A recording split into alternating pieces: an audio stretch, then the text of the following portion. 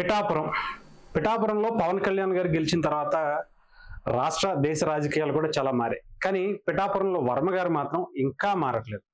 ఇంకా తానే ఎమ్మెల్యే అనుకున్నట్టుగా ఏదో 2014 నుంచి 19 వరకు ఆయన ఎమ్మెల్యేగా గెలిచారు.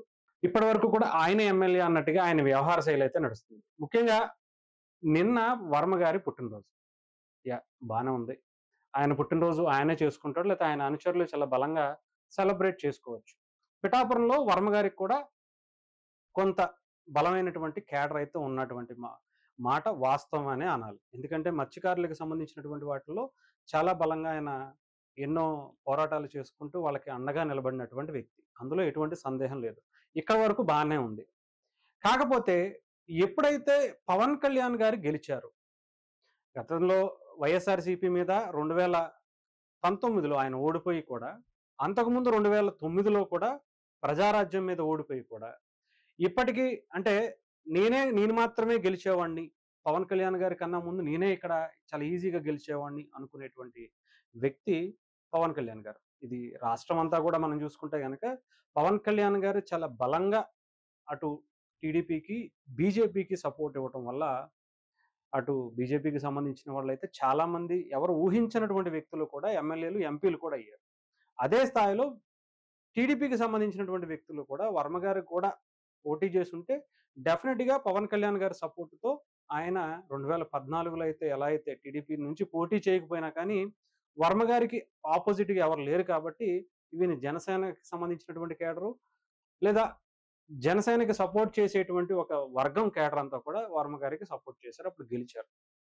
ఇప్పుడు కూడా అదే తరహాలో వర్మ గారు కావచ్చు, కొంతమంది నాయకులు కూడా గెలిచి ఉండేవాళ్ళు. అది కూడా పవన్ కళ్యాణ్ గారి సపోర్టుతోని, అందులో ఎటువంటి సందేహం లేదు. ఈవెన్ లోకేష్ గారు కానీ, చంద్రబాబు నాయుడు గారు కానీ, చాలా మంది టీడీపీ కేడర్ కూడా ఇది ఒప్పుకుంటున్నటువంటి వాస్తవం.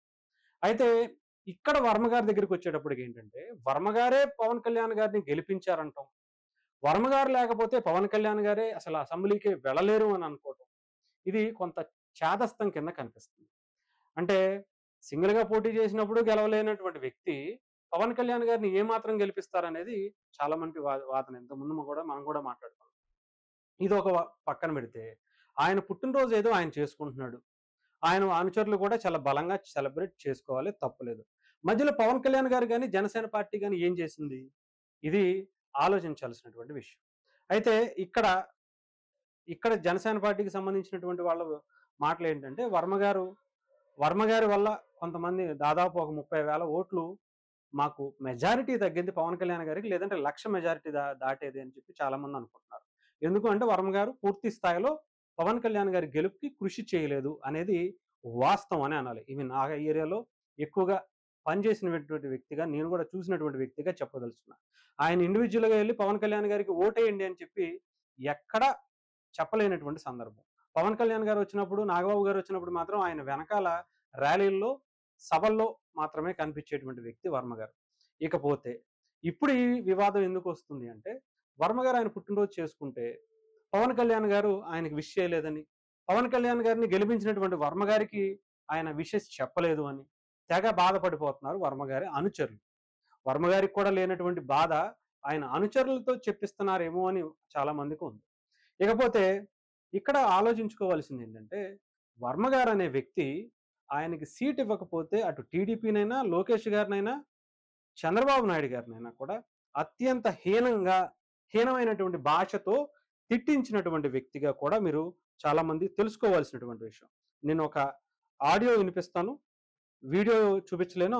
అందులో భాగంగా ఇంకా చెప్పాలంటే చాలా దారుణమైనటువంటి బూతులు ఉంటాయి. వర్మ గారికి సీట్ ఇవ్వనందుకు వాళ్ళ అనుచరులు చేసినటువంటి పిఠాపురంలో వీరంగం అంతా ఇంత కాదు. ఒకసారి మీకు వినిపిస్తాను.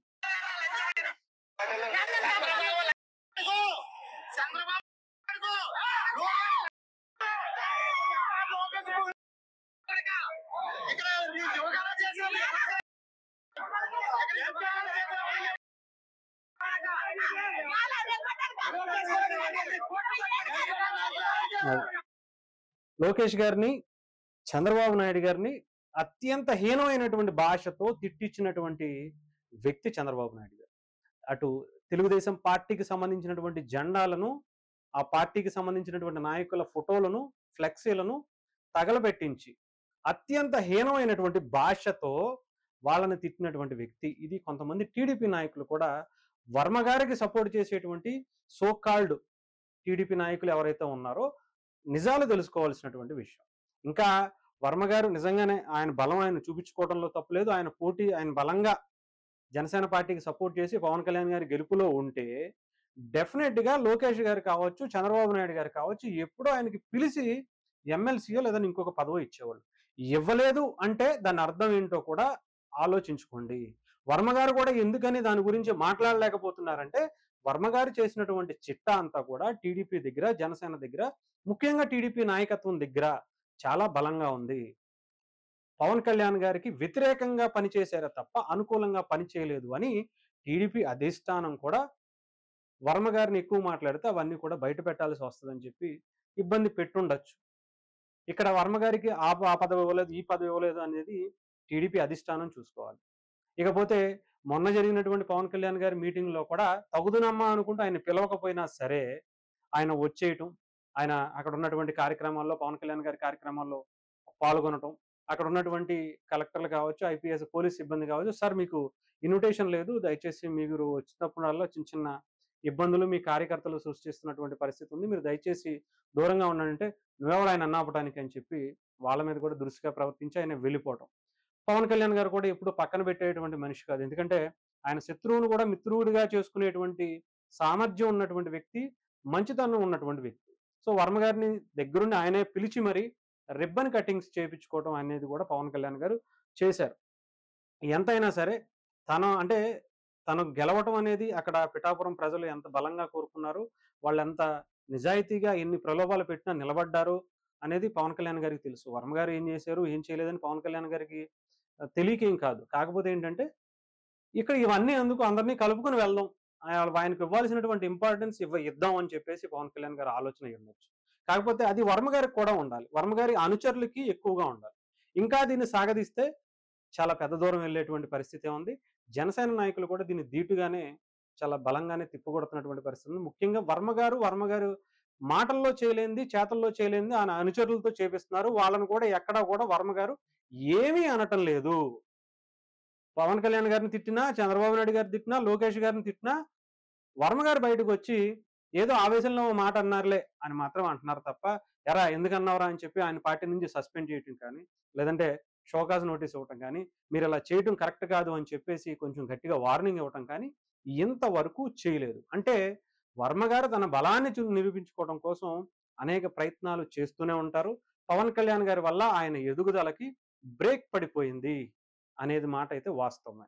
ఇది జనసేన వాళ్ళు కొంత వర్మ గారిని టార్గెట్ చేశారనొచ్చేమో కానీ, వర్మ గారే జనసేనని పవన్ కళ్యాణ్ గారిని టార్గెట్ చేశారు. పవన్ కళ్యాణ్ గారికి డ్యామేజ్ చేసే పని గాని ఎక్కువగా వర్మ గారు దాని మీదే దృష్టి పెడుతున్నట్టుగా కనిపిస్తుంది. రీసెంట్‌గా కుల వివక్షకు సంబంధించినటువంటి ఇష్యూ కావచ్చు, అనేక విషయాలన్నీ కూడా వర్మ గారు కావాలనే సృష్టిస్తూ దాన్ని పెద్దది చేస్తున్నటువంటి పరిస్థితి అయితే ఉంది గానీ, ఇక్కడ వైఎస్ఆర్‌సీపీ కూడా లేకుండా, వైఎస్ఆర్‌సీపీ వాళ్ళు కూడా చేయలేనటువంటి అనేకమైనటువంటి పవన్ కళ్యాణ్ గారిని తగ్గించే ప్రయత్నాలు వర్మ గారు తన అనుచరులతో ఆయన కొన్ని ప్లాన్స్ పెట్టుకొని చేస్తున్నట్టుగా అయితే కనిపిస్తా ఉంది.